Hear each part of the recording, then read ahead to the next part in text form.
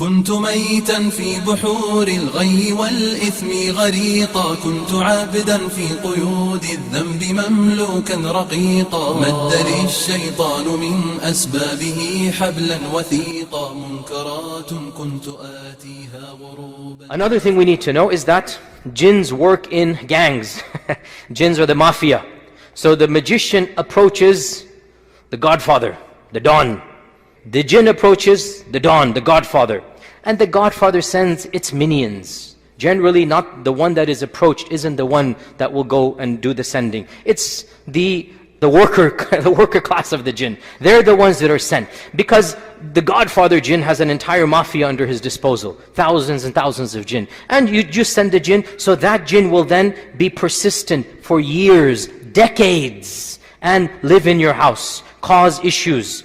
And that jinn is getting whatever recognition, and I don't know their internal currency, but it's getting a benefit from the Don, right? It's getting something from the big guy, and so it's doing what it does, and a lot of times it's also scared of the big guy.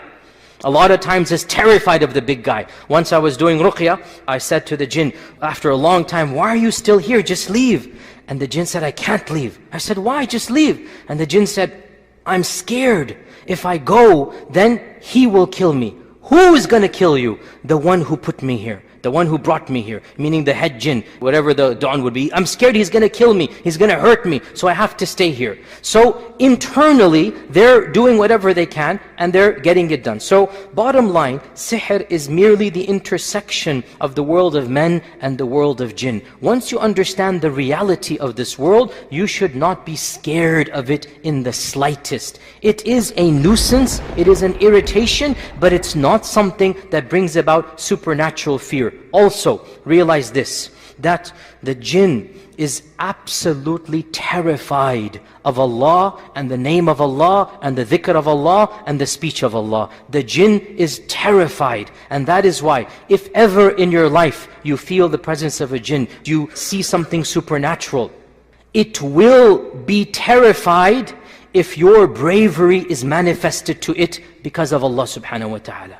The fact that you have no fear, and I have experienced this, and I know all of the raqis in the audience know this firsthand. You stare at it straight, and you just say, as the Prophet ﷺ taught us to say, memorize this phrase, Bismillah, Ana Abdullah, Ukhruj Aduwallah. 3 phrases. Memorize them. Bismillah, in the name of Allah. I'm not powerful. I'm not going to do anything. I am connecting with Allah. Bismillah.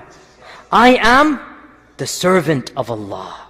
I speak with Allah's name now. I'm not speaking in my name. I speak in the name of Allah. Get out, O enemy of Allah. You say this with firmness, and you will see. I hope Allah protects all of you. I hope you don't see. But if that ever happens, now the opposite. And I understand it's a bit terrifying, but put yourself now in the psychology of the jinn. If you start wailing, screaming, cowering, what have you done, brothers and sisters? What have you done to the psychology of the jinn? Empowered it. Empowered it. That's exactly what it wants to see. You groveling in the corner, terrified. That's what gives it the power. And that's why hadith in Abu Dawood, our Prophet ﷺ said, there was a man who was on his camel, and the camel for no reason reared backward and was about to throw the man off. And the man said, La'natullahi ala shaitan. Allah's curse be on shaitan. The Prophet said, don't say that. When you say that, shaitan becomes so big, he's bigger than a house.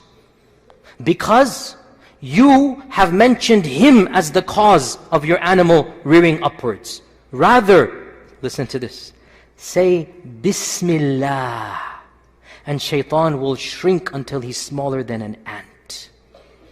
This hadith shows us, when you connect with Allah subhanahu wa ta'ala, what you're doing is you are shrinking the power of the jinn. You're eliminating the power of the jinn. صافيا يكفي بروقا إنني أحتاج غيثا صافيا يكفي بروقا صافيا يكفي بروقا